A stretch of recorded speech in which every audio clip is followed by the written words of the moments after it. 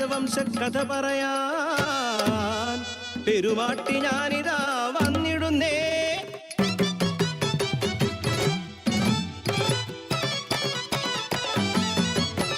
പുകൾ കൊണ്ട നാടിത് കോതനാട്, കോതറാണിതൻ വീരനാട്, നീതിയുള്ള നാട്, പുലയറാണി തൻ നാട്.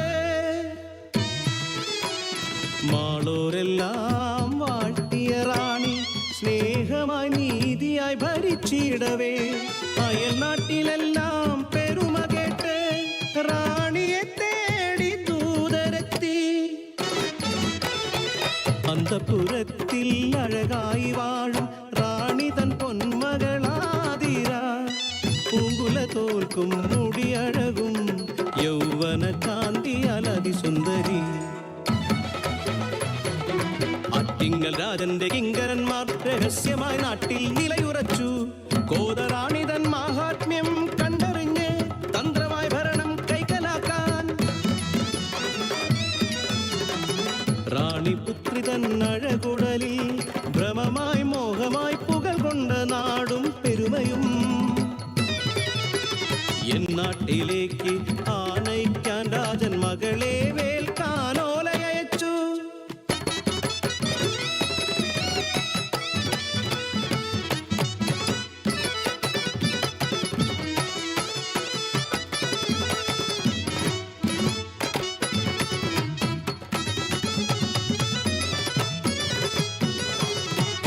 അവളുടെ ശൃംഗാരമുഖമതിൽ തെളിഞ്ഞു കുടലാർന്ന യൗവന വീരനായകൻ മനസാവരിച്ചവൾ.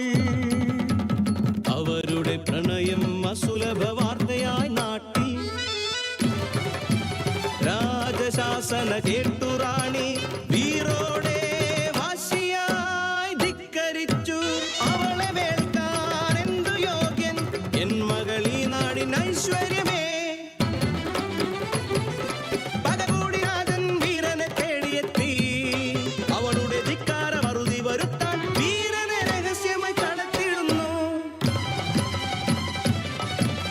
ധീരയായി വാശിയായി വീരനു രക്ഷയായി പടനയിച്ചു റാണി.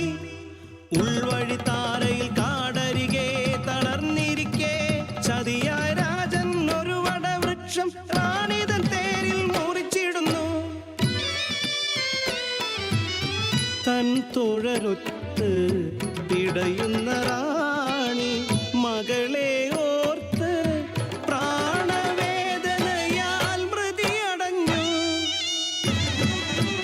കലിതീരാജൻ നിറമാലയിട്ട വീരനെ ഭദ്രകാളിതൻ തിരുനടയിൽ ദേവി പ്രീതിക്കായാനതൻ കാൽ കൊണ്ടു ചവിട്ടി അരച്ചവർ ബലി കൊടുത്തു. പ്രാണനാഥന്റെ പിടയുന്ന ദേഹം അലറിക്കരഞ്ഞവൾ കണ്ണുപൊത്തി. പടകൂട്ടി രാജൻ നാട്ടിലെത്തി കോതറാണി തൻ നാട് കൈക്കലാക്കി. ഏകയായി പിടയും മനസ്സിൽ അമ്മ തൻ വീര്യം കാത്തവൾ കരഞ്ഞു. പുലയരാജവംശം തീർന്നിരട്ടെ, സവർണരെന്നും വാണിരട്ടെ. പുലയരെങ്കിലും നീതിയും മാനവും കാത്തിടേണം. എൻ